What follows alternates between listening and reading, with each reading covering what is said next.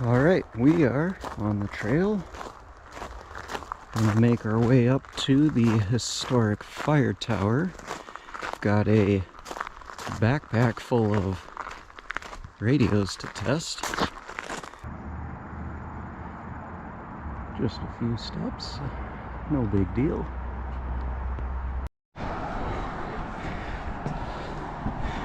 Alright, almost there. Just the last few steps. Slightly winded. Let's see if all the climbing is worth the effort. Drinking in the background.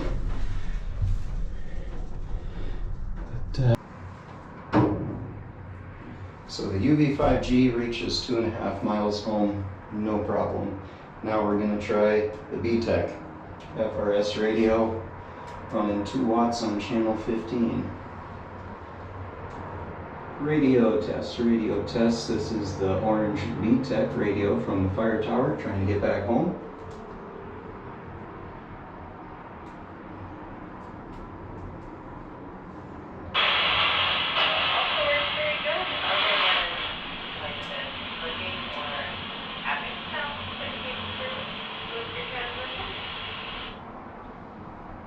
You're a little bit more static on this end. I don't hear any clicking or tapping, but it could be interference from my phone. I should probably move that a little further away, or the GoPro, which is recording, but you're able to hear me well?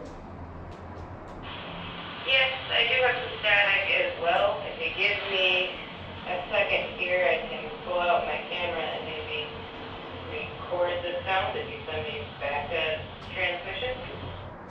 You're actually coming through pretty good here. All of a sudden, that's better, and just a little bit of background static, not too bad at all. So I'd say this is a success.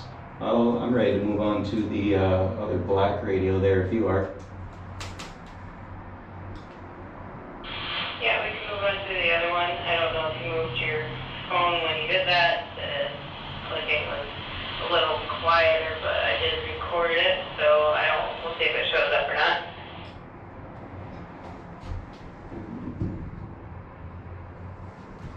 Sounds good, sounds good. I've switched over to the black Kalishnan branded radio here, holding it up to the window and trying to make the same trip. It's the same type of radio with the same wattage as the BTECH, so hopefully we're going to get a good result.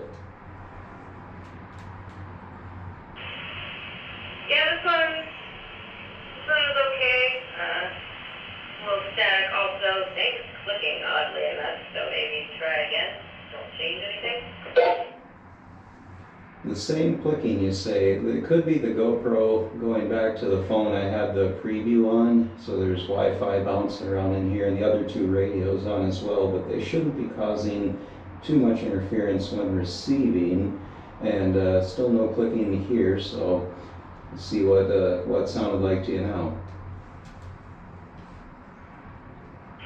Pretty much the same, maybe slightly fainter clicking. I don't know. Alright, if you can stand by for just a moment, I think I'm going to try to get this radio to reach your orange radio. Give me 1 minute to change the channel quick. Interference, you got to turn off the other radio if you're going to transmit 12 inches away from it. Just doing things in a hurry here. So we're trying to go from my black Kalishnan radio to your orange BTECH. How's that working out?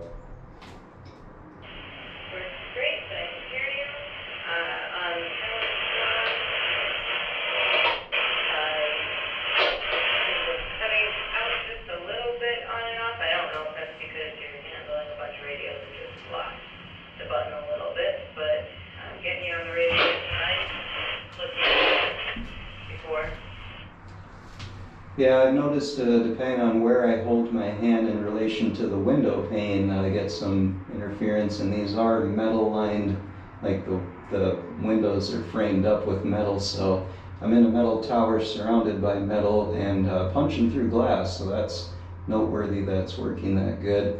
So we have cross radio compatibility as we'd expect between these two brands. I'm going to try to reach that same radio, orange one you're holding, with the UV5G now. If it works.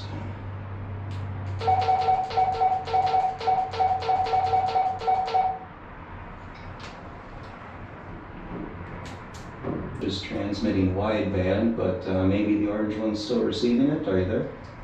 Yep, the orange one is totally good. It's clicking. Now there's just some kind of interference. It's probably over on your end then if I'm not getting it here, but that's okay. So there is some interop between GMRS and FRS, even though the wideband narrowband is a technical issue. Good to know though. I think that's about all I wanted to test. Alright, some final thoughts on the BTECH FRS A1 set of radios here. We did the range test, mostly line of sight from the fire tower back to the house, 2.5 miles, and they worked very well.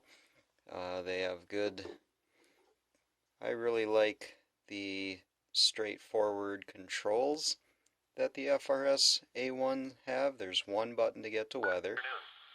Highs in the mid-80s. Nice and easy. One button to get to FM.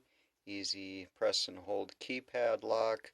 Everything on this is labeled essentially what it does, except the push to talk, which is self-evident hopefully, but the monitor button is labeled, the scan button, you have a little icon that indicates how to turn on the flashlight. I think the ease of use is really good on this set, and then it has a lot of the extra bells and whistles if you care to get into it. The ability to do programming in Chirp. The menu system is a lot like a Baofeng. If you're familiar at all with a UV5R, UV5G, then you'd be right at home using the menu system on this, or using Chirp to program it. But they're unlike a UV5G with the keypad and the VFO mode and a bunch of other extras. There's a lot less for an untrained family member to mess up on the BTECH FRS A1 versus the GMRS UV5G. Of course, you can do more with the UV5G. You have to have your GMRS license to cover you and your family. So definitely it could be a plus for you that no license is required to use an FRS frequency radio such as this, but you get a good handful of the features if you need some extra capabilities and stuff that some of these more purpose-built GMRS radios would have. That being said, you're still limited to the 2 watts and all of those types of things, but nice fit and finish, well built, worked great talking between the GMRS radio and this, didn't have any trouble. I didn't even have to set the GMRS to narrowband, it just seemed to work fine, and that's really nice. And it also worked with the Kalishnan, I never know how to pronounce this, back and forth between a different brand of FRS radios, had no troubles talking back and forth to the other brand. And as long as I'm holding it here, this is a good radio too, but there are some functions on it that aren't as intuitive. These buttons on the side aren't labeled, but this arrow up actually turns on the flashlight. Arrow down turns on the monitor if you press and hold to monitor the frequency, and just the little touches like that, whereas this one is labeled, these ones are not. These ones are computer programmable, these ones are not. You get FM radio with this. There's no FM radio for music on these Kalishnan ones, so there's some slight differences, but then again, you're going on twice the price at current, last I saw, for the BTECH versus these. So price value, depending on what your needs are, these are still a good radio, and they talk back and forth just as well. But really well made. Everything from BTECH tends to be. Uh, Lots of features buried in there if you need them, but at the same time, everything on the surface is simple and relatively easy to use. We had good success with our 2.5 mile test with it, so we think this is a great set here for our family, and be definitely willing to recommend that to people. They come in different colors and some patterns, different options like that. USB-C charging is a great way to go, since many, if not most of us, have a collection of USB-C chargers growing in and around our house, so no cradle docks like these radios. They only charge in their cradle that you put them in. There's no USB charging on a stock UV5G, UV5X, UV5R type of radio. So there's some usability and nice features, well thought out stuff that can meet a lot of people's needs in this set. So I would recommend it, and that's all I have to say about them.